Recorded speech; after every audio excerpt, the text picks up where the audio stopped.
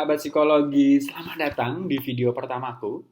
Sebelumnya, salam kenal semuanya. Saya Sutrisno, mahasiswa psikologi Universitas Mercubuana, Yogyakarta. Jadi, ini adalah video pertamaku dan dalam video pertama ini aku akan berbagi sedikit informasi terkait dengan hambatan perilaku anak dan remaja. Siapa di sini semua yang sudah punya anak? Ayo, siapa? Ayo, angkat tangan, angkat tangan. Kalau saya sih belum ya. Saya masih muda banget soalnya. Oke. Yang akan saya bahas adalah mengenai elimination disorder. Eliminasi udah kayak ikut kompetisi, terus ternyata gagal dan disuruh pulang dan eliminasi. Hahaha. Bukan itu teman-teman. Jadi, kalau teman-teman penasaran, ayo tonton videonya sampai selesai. Oke? Mari kita bahas apa itu mengenai elimination disorder. Elimination disorder. Pasti istilah ini tidak familiar ya untuk kita semua. Ya, tapi sebelum masuk ke materi tersebut, saya ingin tanya dulu nih ke teman-teman. Ayo, teman-teman ingat nggak? Kapan pertama kalinya kita mengompol? Atau kapan pertama kalinya kita buang air besar di celana? Nah, kenapa sih saya menanyakan hal tersebut? Karena hal ini akan berkaitan dengan elimination disorder. Oh, wow.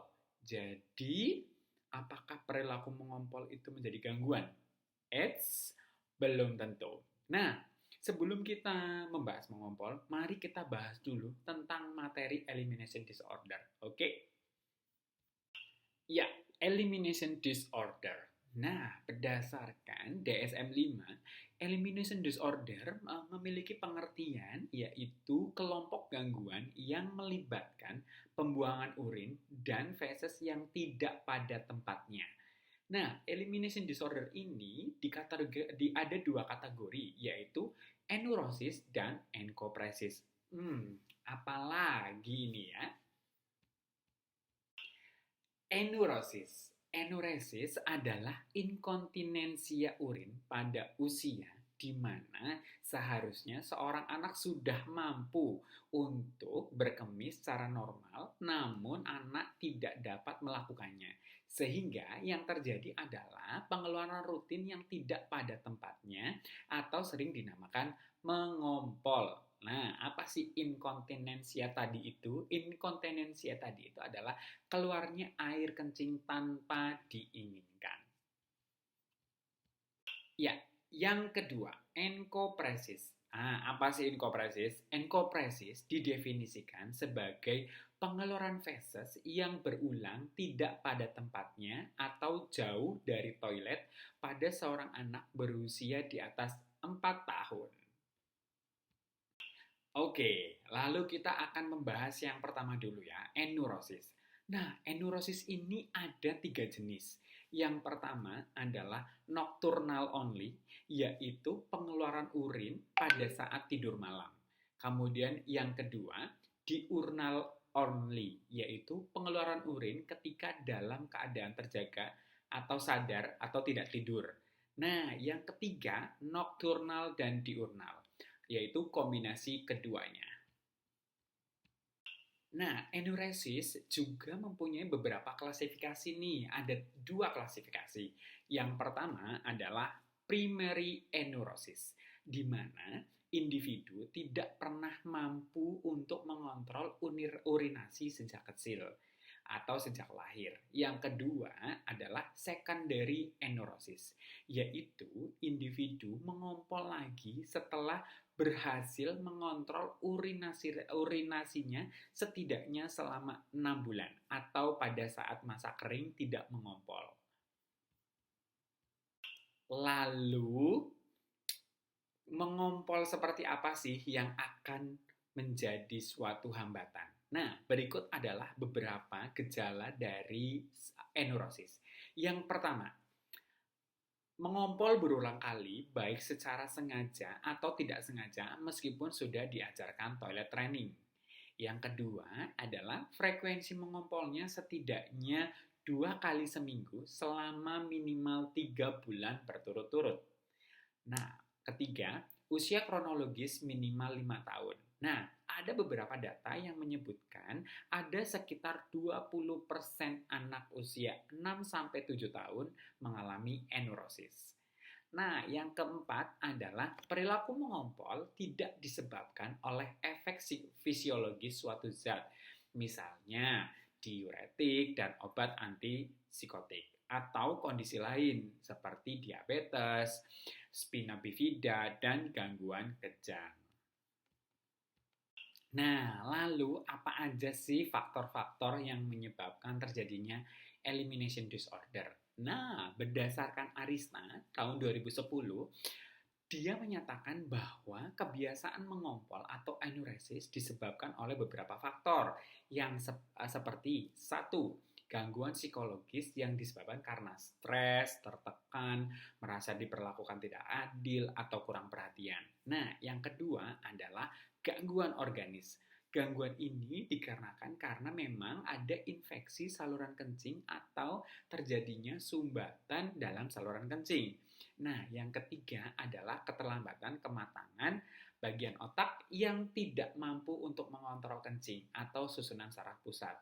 Nah, yang selanjutnya adalah karena gangguan tidur, di mana anak yang tidurnya sangat nyenyak atau terlalu nyenyak dan ngompolnya bisa terjadi setiap saat dalam waktu tidurnya. Nah, faktor yang lainnya adalah mungkin karena gangguan kekurangan produksi hormon antidiuretik pada malam hari. Sehingga pada malam hari produksi air kencingnya itu berlebih. Akhirnya harus dikeluarkan. Nah, yang selanjutnya adalah gangguan genetik. Bisa jadi karena memang keturunan. Begitu. Lalu ada juga nih yang menambahkan bahwa faktor-faktor yang menyebabkan enurosis ini bisa terjadi karena gangguan emosional dan perkembangan sosial anak yang juga melibatkan peran orang tua, keluarga, serta lingkungan. Begitu. Nah, lalu bagaimana nih caranya untuk mengobati enurosis? Perawatan enurosis tergantung pada penyebabnya. Apakah disebabkan oleh organik atau non-organik? Jika organik, maka akan diberikan pengobatan seperti obat-obatan. Nah, jika non-organik, maka yang bisa dilakukan adalah pendekatan behavioristik. Nah, untuk yang behavioristik itu ada beberapa teknik. Yang pertama adalah bell and pad. Nah, di mana pada teknik ini anak akan menggunakan suatu peralatan yang fungsinya memiliki sensor suara ketika popok yang dipakai basah karena kencing. Nah, sehingga merangsang anak untuk bangun, dengan begitu anak akan pergi ke toilet. Oke. Ya, lalu yang kedua adalah dry bed training. Ini merupakan kombinasi antara bell bed dengan dukungan dari orang tua. Nah, yang ketiga, nighttime awakening. Teknik ini di mana orang tua akan membangunkan anaknya pada jam-jam reguler di malam hari. Ketika ada alarm untuk mengingatkan anaknya agar buang air kecil di toilet. Nah, tetapi sebenarnya hal ini akan memberikan dampak lain, yaitu masalah tidur, karena tidur anak akan terganggu karena dibangunkan pada malam hari untuk anaknya kencing di toilet. Ya, yang selanjutnya adalah limiting fluid intake, di mana adanya pembatasan pemberian asupan cairan ke dalam tubuh anak. Nah, pembatasan cairan ini sebelum anak tidur dimaksudkan adalah agar anak tidak banyak cairan di dalam tubuh saat tidur, sehingga bisa mencegah anak tidak mengompol. Nah, yang terakhir adalah bladder training. Anak akan dilatih bagaimana sih caranya untuk menahan kencing atau menahan buang air kecil dalam waktu tertentu. Nah, teknik ini akan cocok untuk digunakan pada enurosis nokturnal dan diurnal. Nah, kita akan lanjut ke enkopresis. Bentuk-bentuknya enkopresis apa aja sih? Waduh, kok bentuk-bentuknya ya. Jadi enkopresis itu ada beberapa golongan. Yang pertama adalah constipation atau dihubungkan dengan enkopresis. Konstipasi menyebabkan feses menjadi keras dan menyakitkan untuk dikeluarkan. Nah, hal tersebut akan membuat anak malas untuk ke toilet. Karena menahan feses tersebut, akhirnya melemahkan saraf usus besar. Dampaknya apa? Dampaknya anak akan kehilangan kendali untuk buang air besar. Lalu yang kedua adalah non-retentive fecal incontinence. Nah, hal ini terjadi ketika anak mengotori pakaian mereka atau barang lain tanpa tanda-tanda konstipasi. Anak akan buang air besar di tempat atau waktu yang tidak sesuai. Nah, lalu gejalanya apa aja nih yang terkait dengan enkopresis?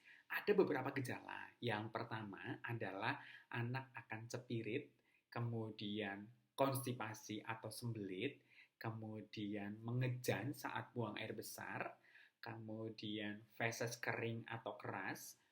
Nah, selanjutnya adalah peristiwa tersebut harus terjadi setidaknya selama 3 bulan terakhir. Lalu gimana nih cara diagnosisnya? Nah, dokter anak akan menanyakan tentang riwayat buang air besar pada anak tersebut. Nah, jawaban dari pertanyaan tersebut juga membutuhkan jawaban tentang toilet training dan diet. Untuk lebih akuratnya mungkin dibutuhkan pemeriksaan rektal serta ditambah dengan ronsen perut dulu. Nah, hal ini untuk menentukan apakah enkopresis ada serta untuk menilai apakah ini bisa jadi karena tumor atau cerebral atau penyakit otot panggul dan anal. Nah, faktor-faktornya apa aja nih yang berkaitan dengan enkopresis? Ada beberapa faktor yang menyebabkan terjadinya enkopresis. Yang pertama adalah konstipasi, kemudian yang kedua adalah diet rendah serat, yang ketiga kurangnya cairan dalam tubuh, yang keempat karena stres akibat toilet training, kemudian faktor resiko, kemudian latar belakang sosial ekonomi, kemudian ketakutan akan menggunakan toilet karena kotor. Nah, selanjutnya karena lingkungan atau bisa jadi karena bullying dan permasalahan perilaku seperti depresi dan kecemasan sosial. Serta lingkungan sekolah juga berpengaruh loh ternyata. Nah, lalu gimana nih cara untuk menangani enkopresis?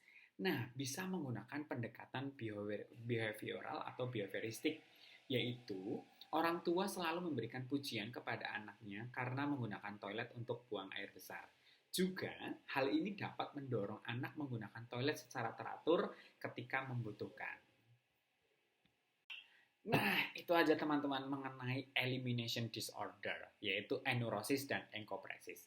Jadi, kalau teman-teman sudah tahu kan, kapan mengompol atau buang air besar itu akan menjadi gangguan. Semoga video pertama saya ini bermanfaat untuk teman-teman dan juga bisa memberikan sedikit informasi terkait dengan elimination disorder. Mohon maaf jika ternyata dalam penyampaian saya ada beberapa kesalahan atau mungkin banyak kesalahan.